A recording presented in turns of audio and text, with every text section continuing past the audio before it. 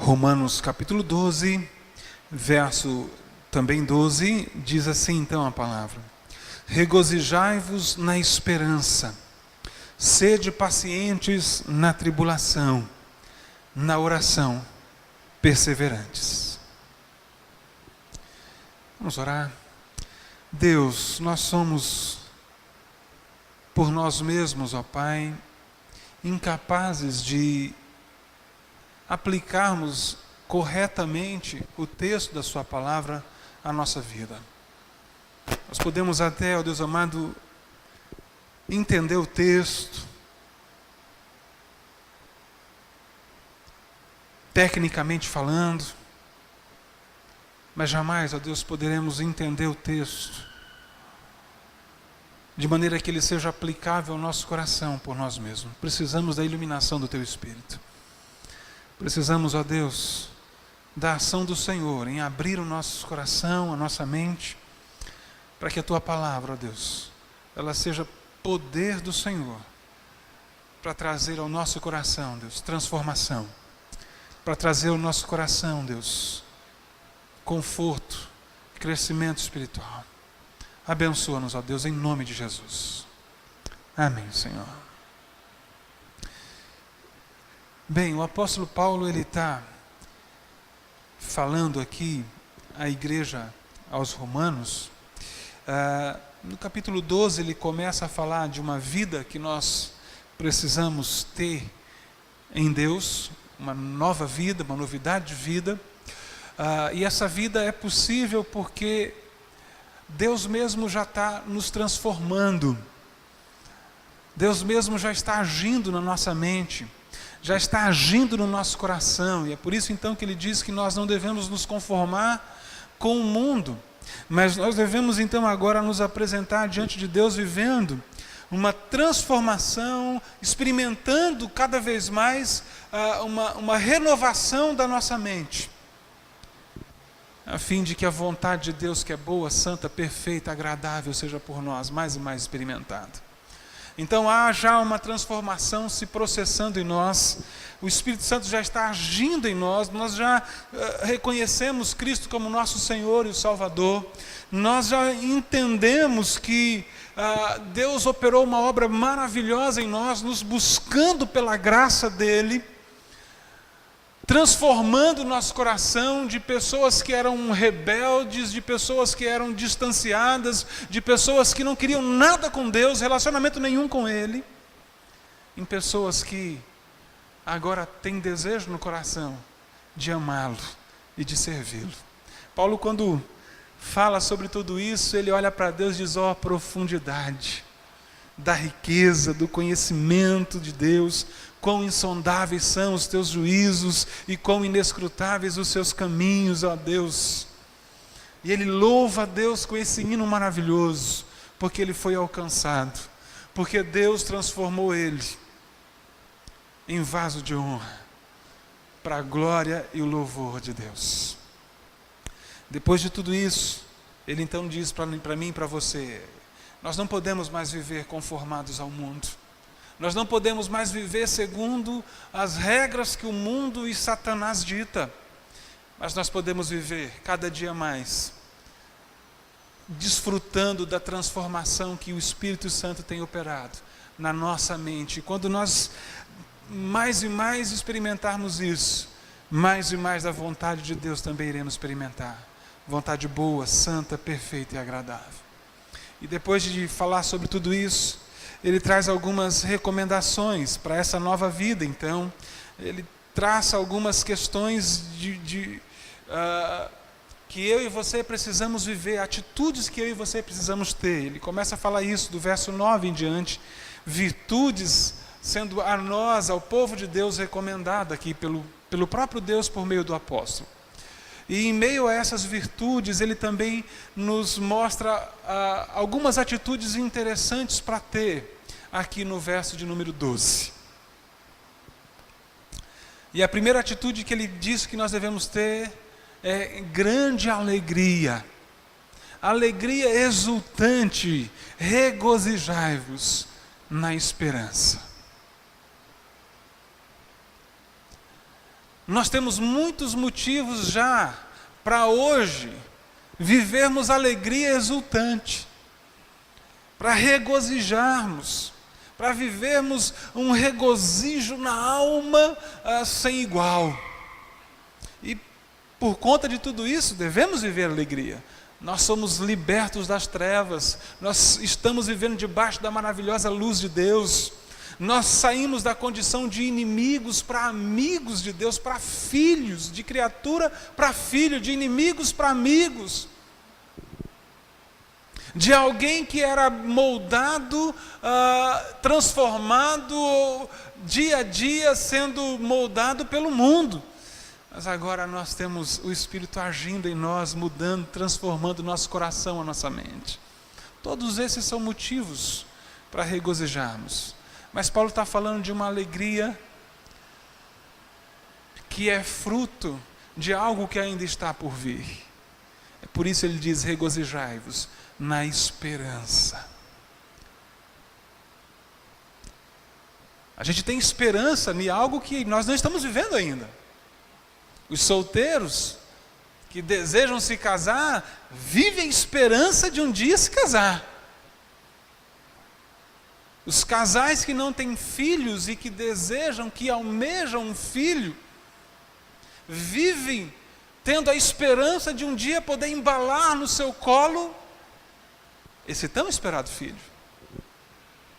Alguns desempregados estão na esperança de um dia poder viver uma colocação profissional. Aqueles que estão enfermos vivem a esperança de um dia ser curado. Aqueles que estão vivendo tribulações familiares, tribulações na sua saúde ou qualquer outra situação que traz angústia à sua alma, vivem a esperança de um dia sair do deserto e encontrar um jardim maravilhoso, um manancial. Mas Paulo está ensinando a mim e a você, querido, que nós não precisamos esperar para ter alegria. Nós precisamos esperar aquilo que nós almejamos, mas a alegria daquilo que nós almejamos já pode, já deve ser vivida hoje, aqui e agora. Sabe por quê? Porque nós esperamos não em um Deus que não pode todas as coisas, nós esperamos não em um Deus que não tem controle de todas as coisas, nós esperamos não em um Deus que está ali sendo moldado, levado pelas circunstâncias, mas nós esperamos num Deus que tudo pode, nós esperamos num Deus que faz as circunstâncias e que não vive à mercê das circunstâncias. Nós esperamos num Deus que controla todas as coisas. Nós não esperamos num Deus que vive reações de algumas ações, mas esperamos num Deus que sempre está agindo, porque controla e dirige todas as coisas. É por isso que nós podemos ter alegria, já aqui e agora, mesmo falando de coisas que ainda estão por vir. Regozijai-vos na esperança. Se hoje nós podemos ter alegria por conta da nossa salvação, nós fazemos isso não só olhando para aquilo que Deus fez, mas vivemos alegria e júbilo exultante, porque temos a certeza de que aquele que começou boa obra em nós é fiel e há de completá-la. Regozijai-vos na esperança. Eu não sei o que é que você tem esperado, meu querido. Eu não sei qual tem sido a sua esperança hoje. Talvez a sua esperança esteja voltada para um problema que você quer solução. Talvez a sua esperança esteja voltada para um sonho, para um projeto. Quero dizer para você, meu querido, coloque a sua esperança em todas essas coisas que você tem de desejo, de sonho, de problemas para serem solucionados nas mãos de Deus. Sabendo que Deus tudo pode. É esse Deus que nós acabamos de cantar. Jeová Rafá, meu Senhor, que cura toda dor. O Deus que controla todas as coisas. O Deus da nossa provisão.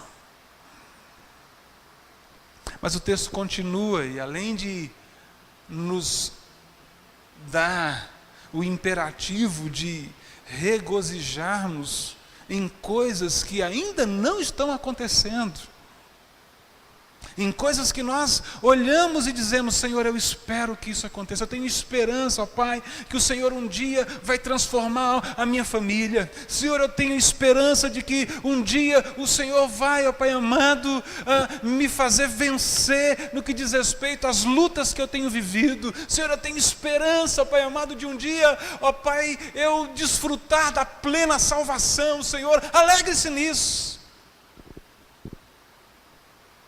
Alegre-se nisso.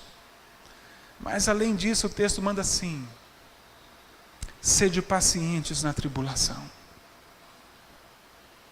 Sede pacientes na tribulação.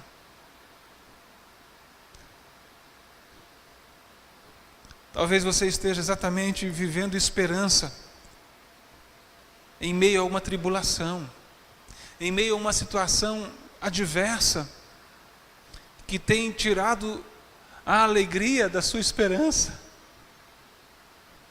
E para que isso não aconteça, então venha outra ordenança de Deus para você: paciência, espere, tenha calma, seja paciente. E quem está pedindo isso para mim e para você, querido, é o próprio Deus. Ou seja, com isso Deus está dizendo: eu sei que você está em tribulação. Eu sei o tamanho do deserto que você está vivendo. Eu sei quando esse deserto começou. Eu sei em que ponto do deserto você está. E eu sei o quanto ainda de deserto tem pela frente para você viver. Seja paciente, eu estou contigo. Eu sou o seu Deus. Eu te sustento com a minha destra fiel. Não se desespere. Lembre-se, regozije-se na esperança. Espere confiantemente em mim. Espere. Mas Senhor, eu já esperei hoje. Eu me alegrei ontem, entendendo que a minha esperança viraria realidade hoje, Senhor. Não, acalme. Seja mais paciente, aguarde mais, confie em mim. Seja paciente. Eu ainda não realizei no seu coração as transformações necessárias por meio desse deserto. Paciência. Porque as tribulações, segundo o próprio apóstolo Paulo, querido, aqui mesmo nessa epístola aos Romanos, capítulo de número 5, nos ensina, no verso de número 3, e não somente isso, mas também nos gloriamos, mas também nos alegramos, mas também vivemos regozijo em meio às tribulações, nas próprias tribulações, sabendo que a tribulação produz perseverança. Seja paciente em meio à tribulação, porque a perseverança que Deus quer construir no seu coração ainda não foi construída. Deus ainda está te forjando em meio à situação de crise. Deus ainda está te purificando, Deus ainda está te moldando ou tornando você ainda mais maleável para as transformações que Ele quer futuramente trazer ao seu coração. A tribulação produz perseverança. E a perseverança, experiência, esperança. E o ciclo vai voltar.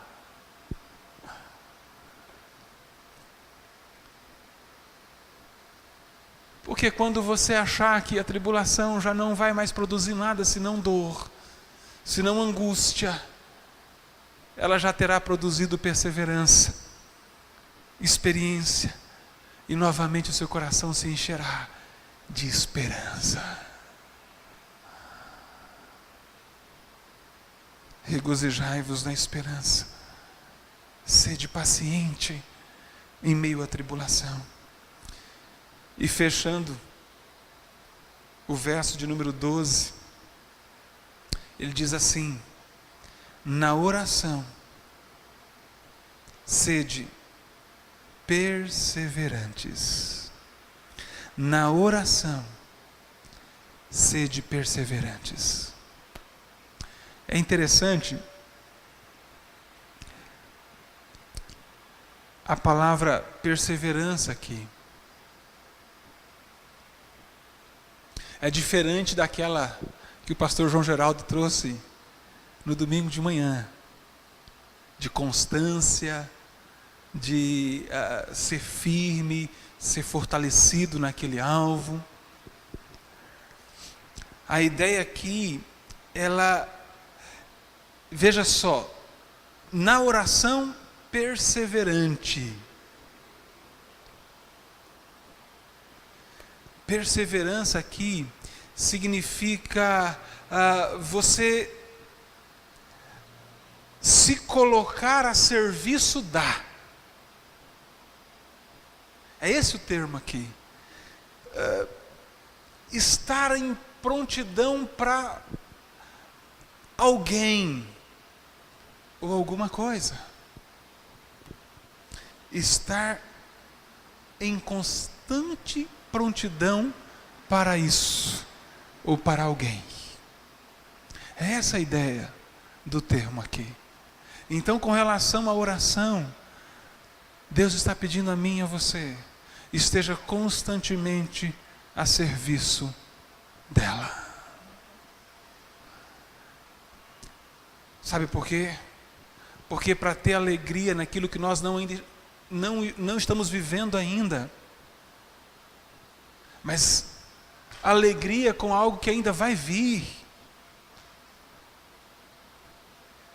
isso só pode ser obra de Deus, querido. Não tem como ser obra nossa. Sabe por quê? Porque nós somos por demais imediatistas. Nós só aprendemos por nós mesmos nos alegrarmos com aquilo que nós estamos podendo palpar, com aquilo que nós podemos estar desfrutando, com aquilo que nós podemos estar, então, ali já vivendo. Eu não vejo a hora de das minhas férias chegar para eu poder viver aquela alegria. Eu não vejo a hora do meu filho chegar. Eu não vejo a hora de eu estar empregado. Eu não vejo a hora da transformação acontecer e então o meu esposo ser mais isso, mais aquilo, ou a minha esposa ser mais isso e mais aquilo, ou os meus filhos serem isso ou aquilo, serem... Só conseguimos nos alegrar por nós mesmos com coisas que nós já estamos vivendo. Mas se buscarmos dependência de Deus, nos tornando servos da oração, ou de uma vida de oração, e vida de oração significa vida de dependência a Deus. Ou seja, perseverar na oração, ser perseverante na oração, é estar se colocando a serviço da oração, que é o mesmo que é estar se colocando numa vida de dependência de Deus. E quando isso acontecer, nós vamos conseguir nos alegrar, não só com aquilo que estamos vivendo, mas com aquilo que nós esperamos. Quando isso acontecer, quando nos tornarmos servos de Deus, nos colocando a serviço da oração, em meio às tribulações, nós conseguiremos viver paciência, esperando não as coisas no nosso tempo, mas no tempo de Deus. Por isso, querido, a receita final é: ore. Ore. Dependa de Deus. Dobre os joelhos diante de Deus.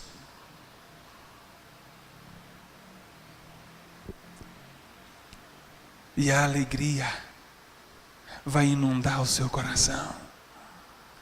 E a tribulação, por mais longa que ela seja, vai ser uma tribulação, querido, onde Deus vai estar operando no seu coração, produzindo paciência, sabendo que a tribulação produz perseverança, e a perseverança, experiência, e a experiência, esperança. Que bom que você veio para orar. Mas o que Deus está dizendo para mim e para você é: não viva momentos de oração, mas tenha uma vida de oração. Que Deus nos abençoe e nos ajude. Amém? Hoje eu fui comprar uma latinha de tinta para o Gilberto, que estava terminando uma pintura de um portão lá de casa. E aí a pessoa do departamento de entrega ali do material, você compra com o vendedor, vai ao caixa e depois você vai lá no lugar, né, para pegar a mercadoria. E o rapaz, ele tinha no seu peito um grande crucifixo, com a imagem de Cristo, né? Era católico, e na mão amarrado assim o tempo inteiro um terço. E aí alguém que estava com pressa, que chegou depois, tinha umas 4 pessoas para poder ali ser atendido, e ele já chegou colocando o negócio, dá meu negócio lá que eu estou com pressa, meu carro está estacionado no lugar errado ali, eu tenho que sair logo. Aí o rapaz falou: senhor, o senhor vai ter que aguardar a sua vez. Todos aqui estão esperando. Então, assim como o senhor tem pressa, eles também devem ter. Assim não dá, para ser desse jeito tem que rezar muito mesmo. Aí ele falou: só para o senhor ter ciência, das 6 da manhã até a hora que eu vou dormir, o tempo inteiro eu não paro de rezar.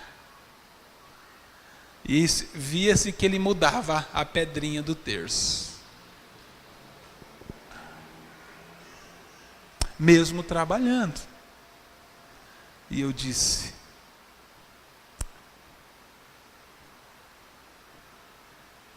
nós conhecemos, sabemos da liberdade que nós temos para nos achegar direto ao trono por meio de Cristo Jesus. Será que temos vivido oração? Eu não sei, e aqui não quero entrar nos méritos das motivações daquele rapaz, não quero entrar no mérito da teologia aqui no que diz respeito a orações decoradas ou a rezas, mas aquele rapaz, ele crê que ele está buscando a Deus daquele jeito. E ele disse: eu não tenho tempo para ser gasto com outras coisas sem buscar a Deus ao mesmo tempo. Será que nós temos buscado a Deus assim? Paulo está dizendo aqui que nós devemos ser servos da oração. Isso significa o que o próprio Paulo disse aos Tessalonicenses: orai sem cessar. Às vezes a gente não sabe por que a gente não está conseguindo viver alegria.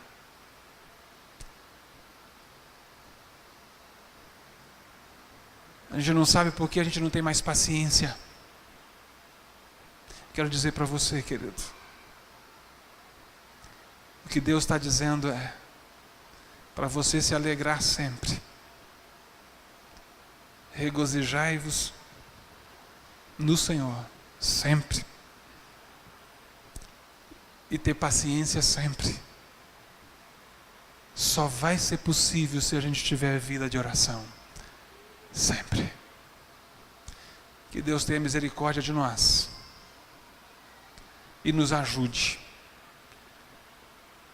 para que o nosso coração aprenda a buscá-lo sem cessar. Vamos orar? Deus, no nome de Jesus,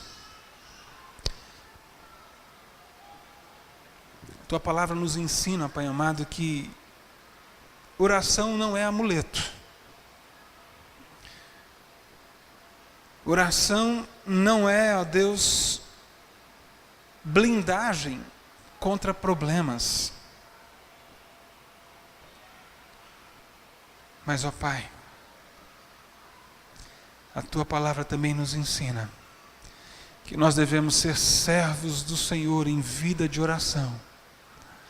Porque uma vida de oração trará a nós condições de vivermos alegria, regozijo e paciência, ó Deus. Alegria em coisas que nós não estamos vivendo ainda, mas que um dia, porque o Senhor é o Deus que controla e dirige todas as coisas, um Deus que tudo pode, um Deus que se alegra em dar muito mais do que nós pedimos ou pensamos. Um Deus que, como um pai, dá aos seus filhos muito mais do que nós, pais terrenos, podemos dar aos nossos filhos. Nós podemos então, Deus, nos alegrar na esperança, sabendo quem o Senhor é e como o Senhor, ó Pai amado, se preocupa conosco. Deus, abençoa-nos, ó Pai, para que a vida de oração produza em nós paciência. Ajuda-nos, ó Deus, a entender que a oração não vai trazer mágica, ó Pai, mas a oração vai produzir em nosso coração as transformações que o Senhor deseja e que o Senhor, ó Pai amado, diz que são necessárias. Ó Pai. Ajuda-nos, ó Deus, para que tenhamos essa vida de oração. Temos as motivações corretas pela Tua palavra. Temos, ó Deus, as convicções corretas, porque a Tua palavra nos dá, ó Deus. Ajuda-nos então a termos a prática correta também com relação à oração. Em nome de Jesus, nos ajude. Sê conosco, Pai. Em nome de Cristo. Amém, Senhor.